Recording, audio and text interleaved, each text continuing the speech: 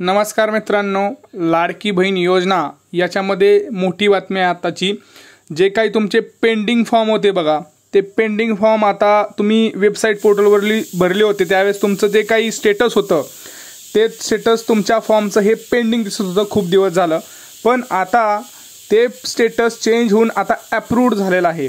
तर आता तुमचं स्टेटस चेंज झालं का, तर हे तुम्ही लगेच चेक करायचं आहे आणि कमेंट सेक्शनमध्ये तुम्ही सांगायचं आहे की तुमचं स्टेटस जे आहे ते अजून काय दाखवत आहे। कारण आता सगळ्यांना माहिती आहे की ऑगस्ट महिन्यापासून आपण मोबाईलवरती आपण फॉर्म जे काही नारी शक्ती दूत ॲप होतं आपलं, त्याच्यावरती आपण फॉर्म भरत नव्हतो, कारण आपल्यासाठी नवीन वेबसाईट आली होती सगळ्यांना माहिती आहे। आणि वेबसाईटवरती खूप जणांनी फॉर्म भरले आहेत, मीही खूप जणांचे फॉर्म भरलेले आहेत। तर त्यावेळेस मला असं दिसून आलं की पेंडिंगच फॉर्म दाखवत होते, पण मी काल चेक केलं, आज चेक केलं, तर त्यापैकी बरेच फॉर्म म्हणजे जवळपास सगळेच फॉर्म हे पेंडिंग स्टेटस चेंज करून दुसऱ्या स्टेटसमध्ये गेलेले आहेत। त्यापैकी खूप सारे अप्रूव्ड झालेले आहेत आणि खूप सारे हे रिसबमिटमध्ये पण गेलेले आहेत। आता रिसबमिटमध्ये गेल्यानंतर तुम्हाला काय करायचं आहे ते मी सांगणार आहे तुम्हाला, पण तुम्ही आता एक काम करायचं आहे, पहिल्यांदा जायचं आहे आपलं जे काही लाडकी बहीण योजनेची वेबसाईट पोर्टल आहे तिथं जायचं आहे आणि आपलं जे क्रेडेन्शियल्स आहेत म्हणजे मोबाईल नंबर आणि तुमचा जो काही पासवर्ड आहे तो टाकून पहिल्यांदा तुम्हाला तुमचं स्टेटस चेक करायचं आहे। कारण का म्हणतोय मी हे लक्षात घ्या, जर तुमचा स्टेटस जर अप्रूव्ड असेल 31 ऑगस्टच्या अगोदर, तर तुम्हाला सप्टेंबर महिन्यातला जो काही 4,500 रुपयाचा हप्ता आहे तो नक्की मिळणार आहे। कारण ज्या महिलांचं अर्ज 31 ऑगस्टपर्यंत भरून अप्रूव्ह होतील त्यांचे चान्सेस जास्त आहेत पैसे येण्याचे। आता तुम्ही मला म्हणाल की दादा आमचा तर जुलै महिन्यामधून आम्ही भरलेला आहे किंवा 1 ऑगस्टला भरलेला आहे, अजून पेंडिंगच दाखवत आहे। तर एक काम करायचं आहे, पहिल्यांदा दादा एकदा चेक करा, माझ्यासाठी जाऊन चेक करा। चेक केल्यानंतर तुम्हाला समजेल की तुमचा फॉर्म नक्की काय झालेला आहे। आता खूप जण त्याच्यामध्ये एक लक्षात घ्या, तांत्रिक अडचणीमुळे किंवा काही कारणास्तव तुमचा फॉर्म अजून पेंडिंगच दिसू शकतो, तर घाबरून जायचं काही कारण नाही। सरकारने सगळ्यांनाच निर्देश दिलेले आहेत, जे काही याच्यासाठी कमिटी आहे किंवा जे काही काम करत आहे त्याच्यावरती, तर त्यांना सगळ्यांना निर्देश दिलेले आहेत की जेवढेही फॉर्म येतील ते सगळे फॉर्म 31 ऑगस्टच्या अगोदर तुम्हाला एकतर ते चेक करायचे आहेत सगळे, कारण सगळ्यांचा निकाल हा 31 ऑगस्टच्या अगोदर त्यांना लावायचा आहे, हे लक्षात घ्या। तर माझ्या निदर्शनात एक असा आलं असं सांगतो मित्रांनो तुम्हाला, जो फॉर्म मी गेल्या 2-3 दिवसाखाली भरला तो फॉर्मसुद्धा अप्रूव्ह झालेला आहे आणि जो फॉर्म मी 1 तारखेच्या किंवा 2 तारखेला भरलेला आहे तो सुद्धा फॉर्म त्याच्यासोबतच अप्रूव्ह झालेला आहे। म्हणजे याचं तुम्ही समजून घेऊ शकता की आता ही गती वाढलेली आहे आणि जो कोणी फॉर्म आता भरेल त्याचं फॉर्म 31 ऑगस्टच्या आधीच सगळं काही होऊन जाईल। 31 ऑगस्टच्या आधी तुम्हाला एकतर तुमचा फॉर्म अप्रूव्ड होईल किंवा रिसबमिट होईल। आता हे बघा, असे 2 स्टेटस आहेत तुम्हाला दाखवतो।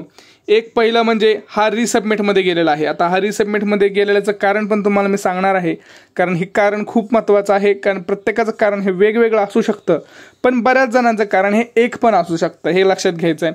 तर हा एक स्टेटस आहे। दुसरा स्टेटस म्हणजे तुमचा अप्रूव्ड आहे आणि ज्यांचा फॉर्म अप्रूव्ड झाला त्यांना काही टेन्शन घ्यायची गरज नाही। आता तुमच्या अकाउंटमध्ये सप्टेंबर महिन्यामध्ये 4,500 रुपयाचा हप्ता हा मिळणार आहे, त्यामुळे तुमचं पहिलं अभिनंदन आहे।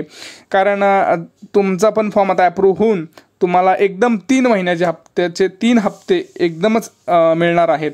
पण त्याच्या अगोदर तुम्हाला जास्त आनंदी न होता एक काम करायचं आहे, आधार सीडिंगचं स्टेटस एकदा चेक करून घ्यायचं आहे। आपला आधार नंबर आपल्या कुठल्या बँकेला जमा आहे हे लक्षात घ्यायचं आहे आणि मगच त्याच्यावरती ठरवायचं, जर नसेल तर करून घ्यायचं पटकन। आता हे बघा, अप्रूव्ह न होण्याची कारणं तुम्हाला सांगतो। जर तुमचा फॉर्म अजून पेंडिंगच दिसत असेल तर थोडं थांबा, सगळ्यांचे फॉर्म हे अप्रूव्ह होणार आहेत किंवा चेक होणारच आहेत। त्याच्यामध्ये आता तुम्ही एकतर अप्रूव्ह होईल किंवा रिजेक्ट होईल किंवा रिसबमिट होईल, तर कुणीही घाबरून जाऊ नका। सगळ्यांचे फॉर्म हे पेंडिंग स्टेटसमधून 2 ते 3 दिवसात बाहेर येतील, ह्याची खात्री आपण इथं देऊ शकतो, तर कुणी टेन्शन घ्यायची गरज नाही।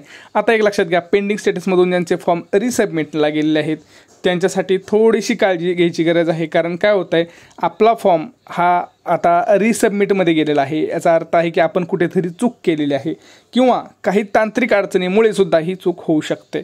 आता लक्षात घ्यायचं आहे, इथं बघा हा जो फॉर्म भरला आहे याच्यावरती रिसबमिटचं कारण ह्यांनी स्वतः सांगितलेलं आहे की त्याच्यामध्ये तुम्ही हमीपत्र जोडलेलं नाही। आता एक लक्षात घ्यायचं आहे, विलेज लेवलला हा एरर आलेला आहे। 2 लेवल असतात, एक डिस्ट्रिक्ट लेवल आणि एक विलेज लेवल। ज्यावेळेस विलेज लेवलला एरर येतो खूप जणांचा असा प्रॉब्लेम दिसत असेल की बघा विलेज लेवललाच तुमचा रिमार्क आलेला आहे, इश्यू इन हमीपत्र. आता हे तर बघा 21 ऑगस्टला झालेला आहे, म्हणजे 2-3 दिवसापूर्वीच 4-5 दिवसापूर्वीचा हा फॉर्म त्यांनी हे केलेला आहे. त्याच्या अगोदरच मी गेल्या आठवड्यात फॉर्म भरला होता. तर आपण असं म्हणू शकतो की मी जवळपास 17-18 ऑगस्टला फॉर्म भरला होता आणि 2-3 दिवसातच त्यांचे चेक व्हेरिफिकेशन वगैरे झालेलं आहे. चांगली गोष्ट आहे आपल्यासाठी, कारण पटकन आपल्याला या फॉर्मबद्दलचं लगेच कळतं. तर लक्षात घ्यायचं आहे, विलेज लेवललाच आता तुमचा हा जो फॉर्म आहे लगेच चेक केला जातो आणि तुमचं एखादं कागदपत्र राहिलं असेल तर ते लगेच तुम्हाला इथं सांगण्यात येतं. इथं बघा मला सांगितलं गेलं आहे की हमीपत्र ओपन होत नाही, तर तुमचं ते हमीपत्र परत सादर करा. त्यामुळे आता मला ते परत हमीपत्र डाउनलोड करावे लागेल, त्याच्यावरती त्या उमेदवाराची त्या महिलांची सही घेऊन परत ते फॉर्म अपलोड करावं लागेल, हे लक्षात घ्यायचं आहे. आता प्रोव्हिजनली रिजेक्टेडचा अर्थ काय लक्षात घ्या. प्रोव्हिजनली रिजेक्टेड म्हणजे तुम्ही परत एकदा फॉर्म एडिट करून सबमिट करू शकता, पण जर फॉर्म तुमचा रिजेक्टच झाला तर तुम्ही परत फॉर्म एडिट नाही करू शकत किंवा भरू शकत नाही असं म्हणू शकता, आणि तुम्हाला त्याचे पैसे मिळणार नाहीत असंही तुम्ही म्हणू शकता. त्यामुळं ज्यावेळेस तुम्हाला रिसबमिटचा ऑप्शन येतो त्यावेळेस तुम्ही काळजीपूर्वक परत त्या ज्या चुका झाल्यात त्या चुका न करता परत व्यवस्थित फॉर्म भरणे एवढाच याच्यावरती उपाय आहे. तुमचं कारण इथं बघायचं आहे. रिमार्क्समध्ये तुम्हाला कारण दिसेल, तुम्ही व्ह्यू केलं तर इथं एकदा बघा तुम्हाला इथं बघा इथं डोळ्यासारखं चिन्ह दिसतंय बघा रिसबमिटच्या शेजारीच.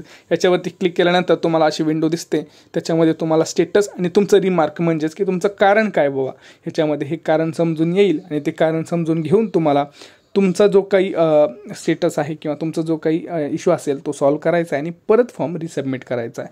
आता याच्यामध्ये तुम्हाला काय त्रुटी वाटत असतील तर तुम्ही कमेंट सेक्शनमध्ये नक्की सांगा. व्हिडिओ जर आवडला असेल तर व्हिडिओला लाईक आणि शेअर करा, कारण आपल्या चॅनलवरती सगळ्यात आधी महत्त्वाची माहिती येते, त्यामुळे आपल्या चॅनलला सबस्क्राईब करून ठेवा. आता ह्याच्यामध्ये तुमचा स्टेटस काय नेमका आहे तो कमेंट सेक्शनमध्ये नक्की सांगायचा. भेटूया पुढच्या व्हिडिओमध्ये, तोपर्यंत जय महाराष्ट्र.